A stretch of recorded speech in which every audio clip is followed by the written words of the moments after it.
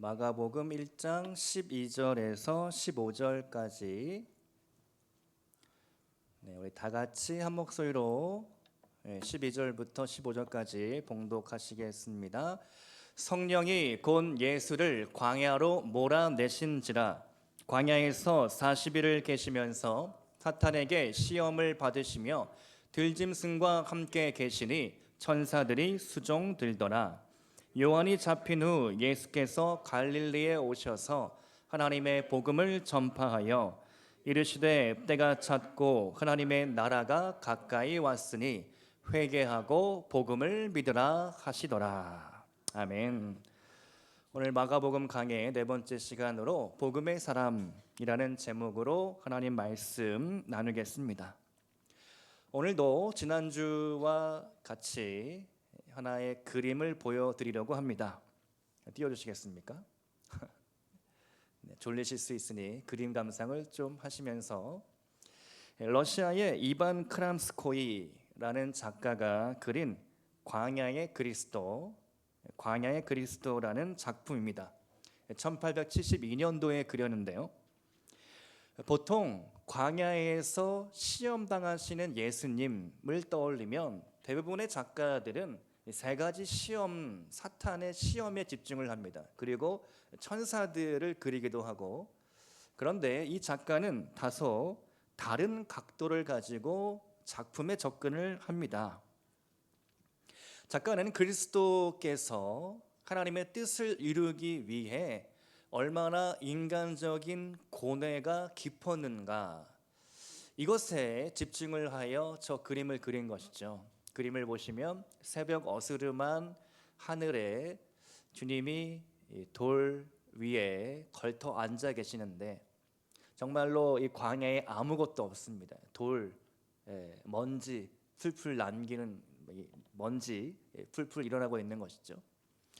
예수님의 얼굴을 조금 보시면 상당히 어두운 표정, 심각한 고민을 하고 계시고, 예수님의 두 손, 맞잡은 손을 보시면 이 손목이 상당히 앙상하게 뼈만 있는 모습을 조금은 보실 수 있습니다. 예수님의 그런 인간적인 고뇌가 얼마나 깊었는가, 작가는 그런 이야기를 그림을 통해 하고 싶었던 것 같습니다. 맞습니다. 물론 예수님 인간으로서 오셔서 인간의 몸을 가지셨기 때문에 40일 동안 아무것도 먹고 마시지 않는다는 것, 아무것도 없는 광야에 홀로 계셔야 했다는 것, 상당히 힘들고 어려운 일이었을 것입니다. 그러나 동시에 예수님은 하나님의 아들로서 복음의 사명을 감당하시죠. 저런 인간적인 모습뿐만 아니라 예수님의 모습 가운데에는 영광스러운 하나님의 임재, 하나님의 아들로서 복음의 사명을 이루시는 그러한 모습을 우리는 보게 됩니다. 오늘 바로 그 이야기를 나누려고 하는데요. 하나님 나라의 복음의 사람으로서 예수님께서 어떻게 공생애를 시작하셨는가, 이 말씀을 통해 오늘 우리도 예수님처럼 물론 인간적인 고뇌와 우리의 근심, 염려, 걱정들이 있지만 그것을 이기고 복음의 사람이 되어서 하나님 앞에 새롭게 세워지기를 축복드립니다. 복음의 사람으로서 내게 주어진 그 사명, 어떻게 예수님처럼 우리가 감당할 수 있을까? 오늘 본문을 가지고 함께 세 가지로 복음의 사람은 어떤 사람인가 함께 나누겠습니다.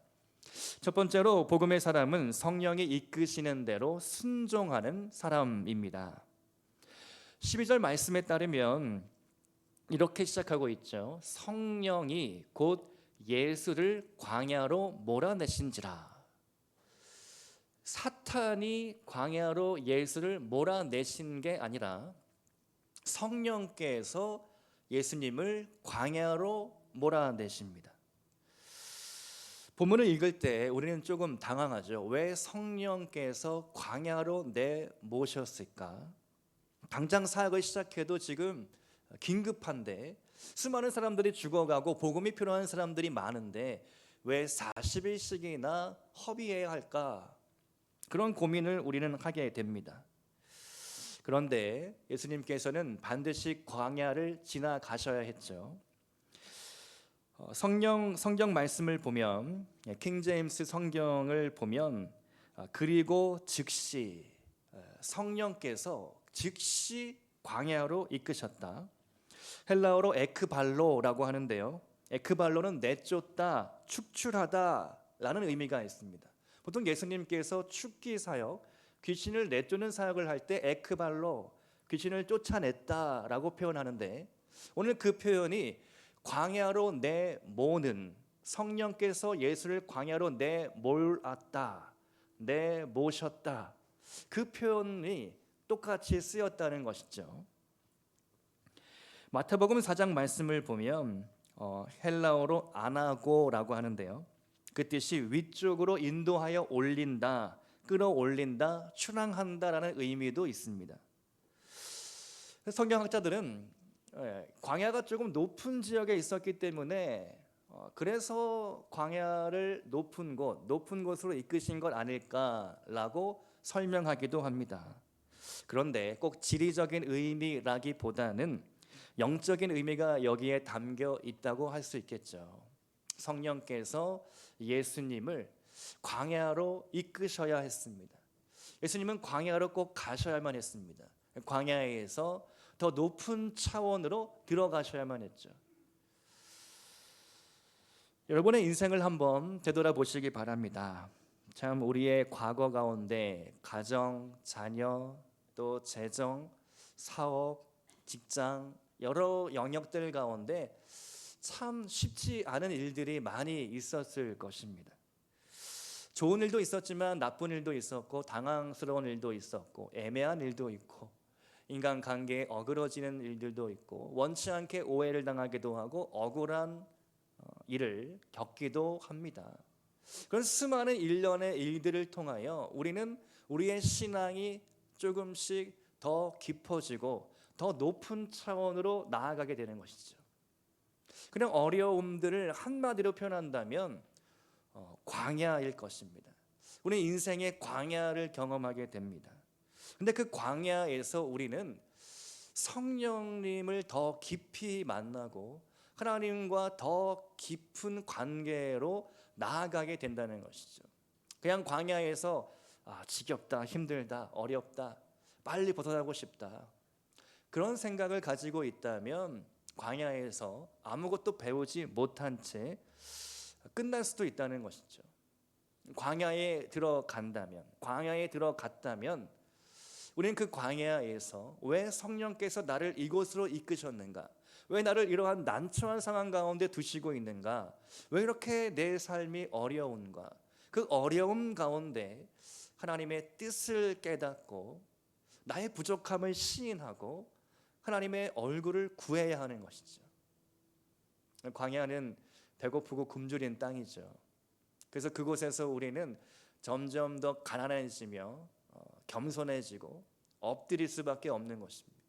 그곳에서 주님의 얼굴, 주님 없이는 내가 한순간도 살 수 없다고 고백할 수밖에 없는 것이죠.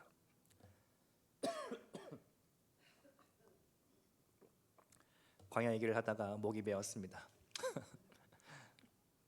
한 주간 새벽 기도를 하다가 문득 이런 말이 제 머릿속에 떠올랐습니다. 하나님이 쓰시기에 좋은 사람이 있다, 하나님이 쓰시기에 힘든 사람이 있다, 그런가 하면 하나님이 쓰시기에 애매한 사람도 있겠다, 이런 묵상을 조금 기도 중에 하게 됐는데요, 나는 이 세 부류 가운데 어떤 부류일까? 하나님이 쓰시기에 안 좋은 사람은 아니겠지. 그렇게 좀 한번 생각해 봤습니다. 그러면서 문득 이런 질문이 연달아 들었던 것이죠. 혹시 내가 하나님이 쓰시기에 애매한 사람은 아닌가? 정말 내가 하나님이 쓰시기에 잘 준비되어 있는 그릇인가? 하나님의 말씀에 따라 말씀을 전하기만 할 뿐 행하지 않는 사람은 혹시 아닌가? 그런 질문들을 저에게 한번 해보았습니다. 여러분에게도 한번 도전해 드리고 싶습니다. 여러분은 하나님이 쓰시기에 좋은 성도님들이십니까? 하나님이 쓰시기에 혹 애매한 성도님은 아니십니까? 어쩔 때는 하나님께 모든 것을 맡겨드린다고 했지만 어쩔 때는 약간 세상에 한눈 팔고 세상에 뭔가를 구하고, 사실은 저도 마찬가지이지만 우리는 조금 이렇게 오르락내리락하는 그런 신앙의 모습들이 솔직히 있죠.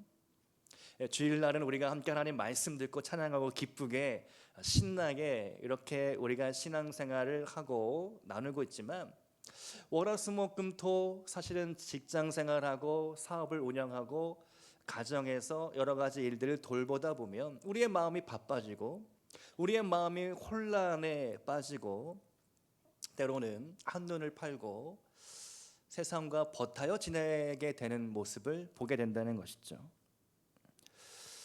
다시 한번 우리가 한번 결단했으면 좋겠습니다. 하나님, 내 인생 정말로 하나님이 쓰시기에 딱 좋은 그렇게 준비된 인생 되게 하여 주옵소서. 하나님의 마음에 꼭 드는, 그래서 내가 너 아니면 안 되겠다, 내가 너를 통하여 교회를 세우겠다, 내가 너를 통하여 믿음의 기업을 세우겠다, 내가 너를 통하여 믿음의 가문을 이어야 하겠다, 그런 하나님의 인정, 하나님의 축복을 받는 그런 여러분이 될 수 있기를 축복드립니다. 하나님은 우리를 이끄십니다. 우리를 때로는 광야로 이끄시고 우리는 때로 낮추시고 줄이시게 하고 배고프게 하시고 못 먹게 하실 수도 있습니다. 근데 그 광야에서 우리는 한 가지 깨달아야 하는 것이죠. 하나님이 나를 이끄시고 있다. 나는 하나님께, 성령님께 인도함을 받는 삶을 살고 있다. 그 확신과 자신감이 있다면 내가 어떠한 구렁텅이에 빠지고 어떤 지름창에 굴을지라도 우리는 버티고 견디고 다시 일어날 수 있는 것이죠. 불에 정말 그 깊은 고온의 불을 통과한 도자기는 아름답고 찬란하게 빛나는 것입니다. 언젠가 제가 어떤 글을 읽었는데요, 도자기가 탄생하려면 무려 1250도 이상의 고온을 통과해야 한다는 것입니다. 그 밑으로 떨어지면 질이 낮은 도자기밖에 될 수 없다는 것이죠. 고온의 극한의 상황을 통과할수록 우리 신앙은 더욱더 아름답게 빛나게 될 수 있습니다. 광야에 있다면 그 광야에서 하나님의 뜻을 깨닫고 더 깊은 하나님의 사람이 될 수 있기를 축복드립니다.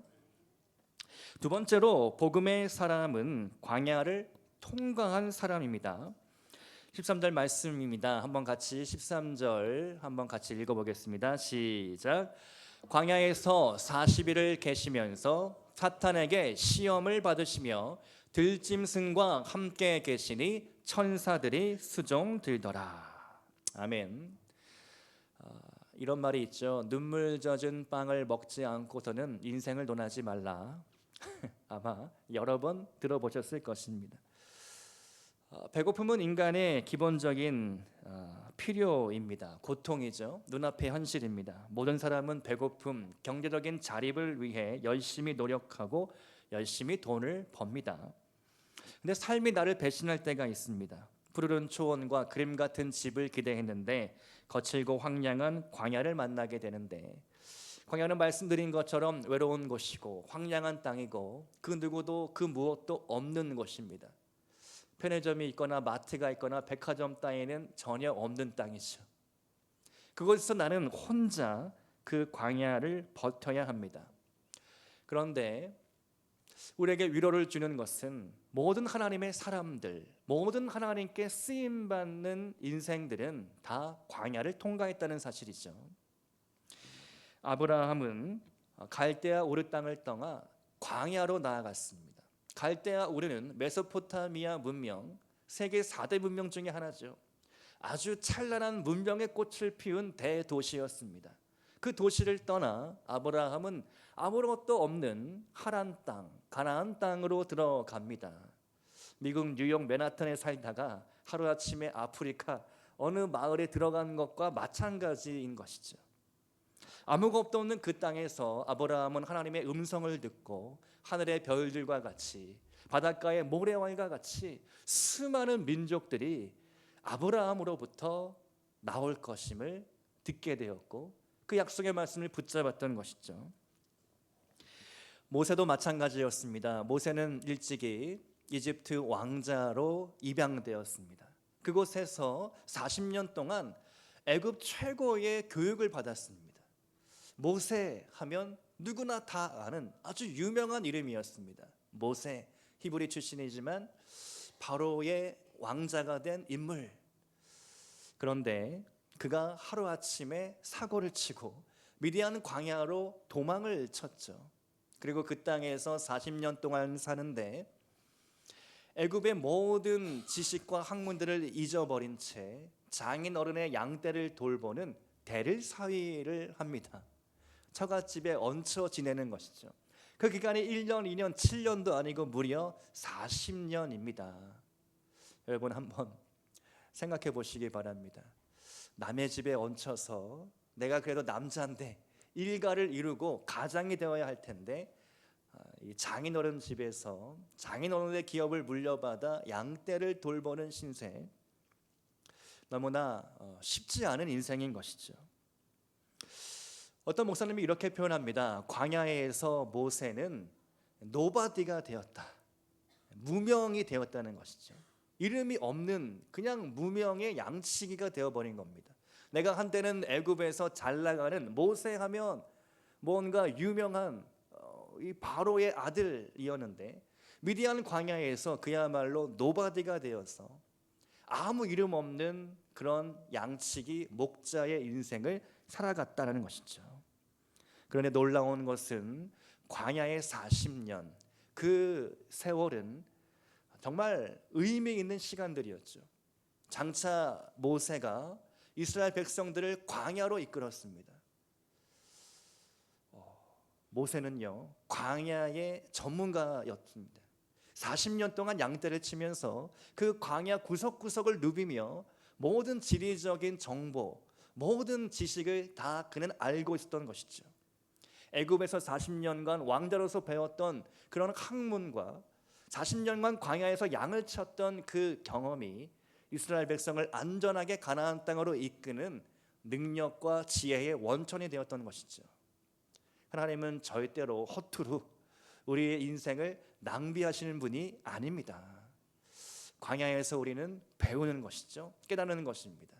그리고 그 광야의 시간들을 통하여 우리는 더 훌륭하고 위대한 인물로 탄생할 수 있다는 것입니다.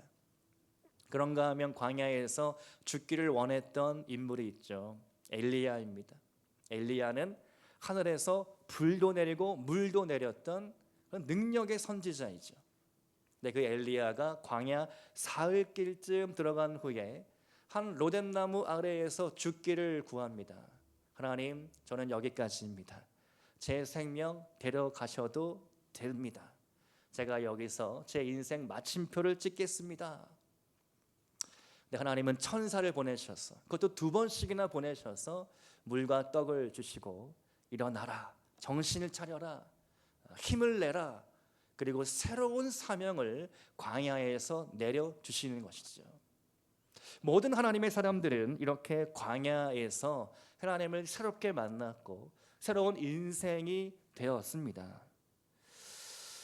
여러분, 광야에서 결코 외롭다, 힘들다 하지 마시기 바랍니다. 그곳에서 우리는 하나님을 새롭게 만날 수 있고 하나님이 내게 약속하신 약속을 다시 새롭게 붙잡을 수 있고 하나님 앞에 쓰임받는 장소가 광야이기 때문입니다.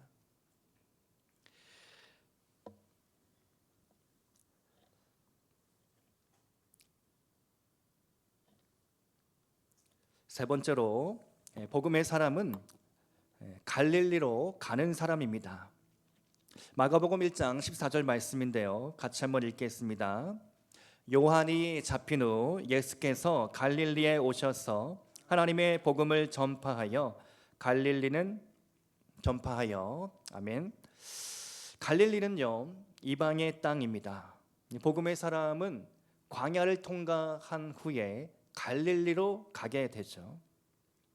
이사야 9장 1절 말씀을 보면 갈릴리를 이렇게 표현합니다. 제가 한번 읽어드리겠습니다. 전에 고통받던 자들에게는 흑암이 없으리로다. 옛적에는 여호와께서 스불론 땅과 납달리 땅이 멸시를 당하게 하셨더니 후에는 해변길과 요단 저쪽 이방의 갈릴리를 영화롭게 하셨느니라. 아멘. 역사적으로 갈릴리는요, 아수르의 침략 후에 한동안 이방인이 거주하던 땅이었습니다. 그 후에 바벨론에 귀환하는 유대인들의 새로운 정착지가 바로 갈릴리 땅이었습니다. 그래서 유대 땅에서 이방 문화가 가장 많이 남아있는 땅, 그 땅이 갈릴리였던 것이죠.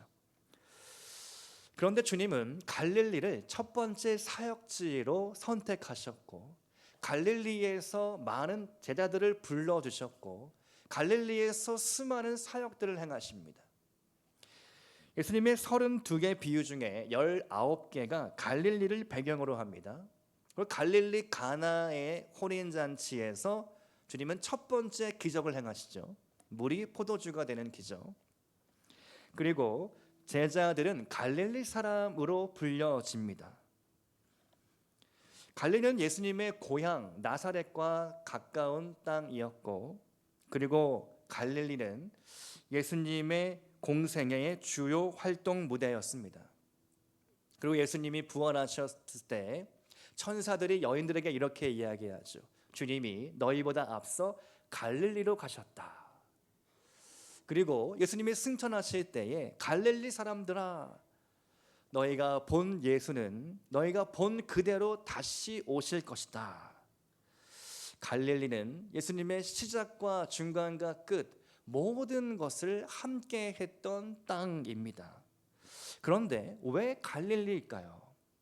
왜 예수님은 주류의 땅 예루살렘이 아니라 이방의 땅 비주류라고 불리어지는 갈릴리를 주 활동 무대로 삼았을까?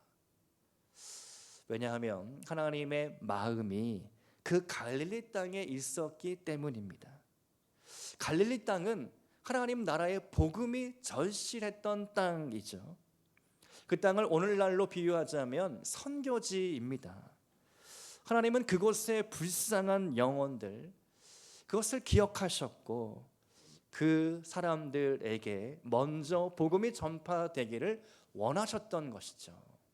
이방의 문화를 받아서 이방인과 다를 바 없이 살아가고 있었던, 아무 소망과 아무 기대할 게 없는 그런 사람들에게 예수님은 먼저 나아가셨던 것입니다. 그렇다면 오늘 우리가 가야 할 갈릴리는 어디일까요? 저는 우리 잠실빛나 교회가 이곳 삼전동으로 오게 된 이유가 분명히 있다라고 믿습니다.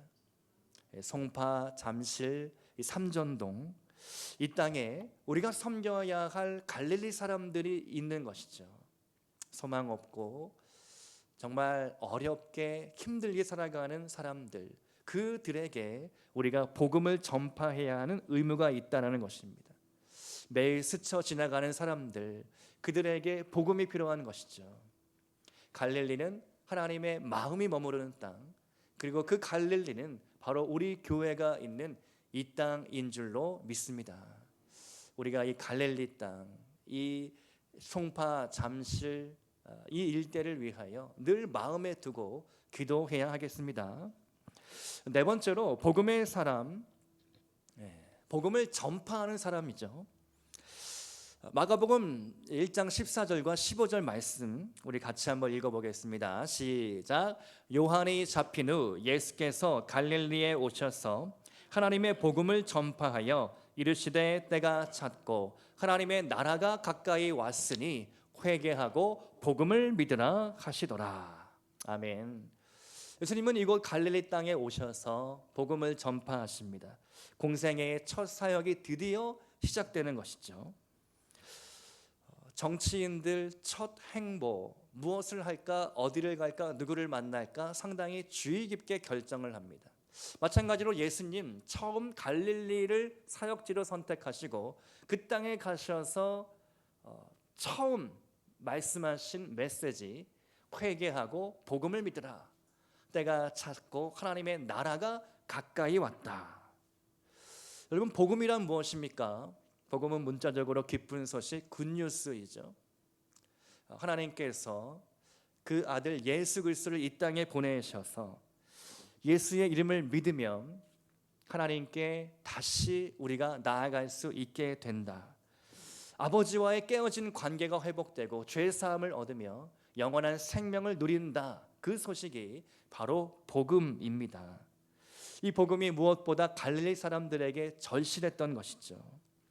이방 문화의 영향을 받아 주류 유대인들로부터 날마다 손가락질을 받고 무시받고 천대당하는 백성들이 갈릴리 사람들이었습니다. 근데 그 갈릴리 사람들에게 예수님이 처음으로 오셔서 그들에게 하나님 나라의 복음을 새롭게 전파하시는 것이죠.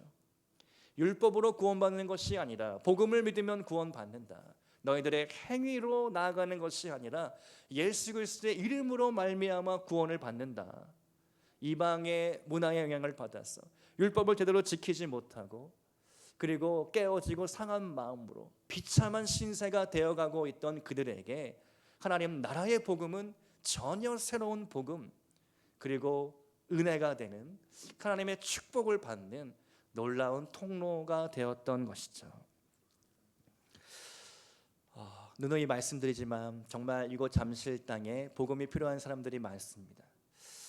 이 잠실 송파구에 두 가지 큰 특징이 있습니다. 제가 금요 집회 때도 한번 말씀을 드렸던 것 같은데요. 첫 번째 특징은 1인 가구가 이 송파구에 전국적으로 가장 많다는 겁니다. 그만큼 이쪽 일대에 참 외롭고 고독하게 살아가는 분들이 많이 있다는 것이죠. 그런 분들에게 복음이 필요합니다. 그런 분들에게 우리 교회가 어떻게 손 내밀고 다가가야 할까? 그들에게 위로를 주고 사랑을 베풀고 실제적인 도움을 어떻게 하면 줄 수 있을까? 그것이 우리 교회의 사명인 줄로 저는 믿고 있습니다. 우리 교회가 삼전동에 있으므로 과연 이 동네가 새롭게 살아나고 있는가? 과연 우리 교회가 빛이 되고 있는가? 어둠과 절망에 앉아있는 그런 분들에게 정말 우리가 소망을 주고 있는가? 꿈을 주고 있는가? 그런 질문들을 저는 계속해서 하고 있습니다. 또 하나 송파구의 특징 중에 하나가 정신과 약물 처방이 가장 높다는 겁니다. ADHD, 우울증, 공황장애 이런 정신과적인 그런 치료, 그런 약물 처방이 이 서울에서 가장 높다는 겁니다.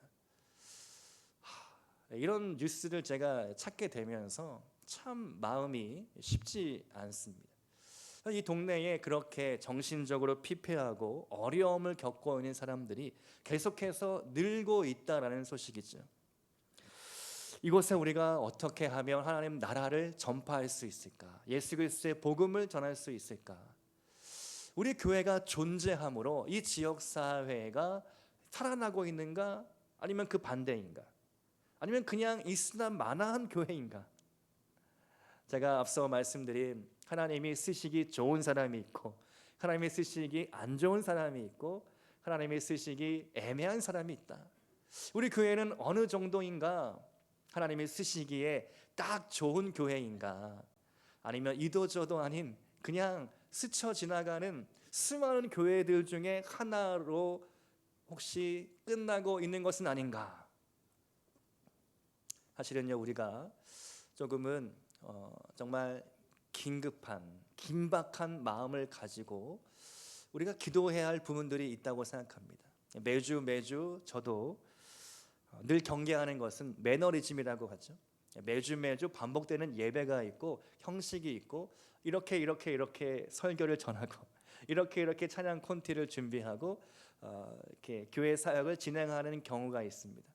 그것이 굳어지면 위험해지는 거죠.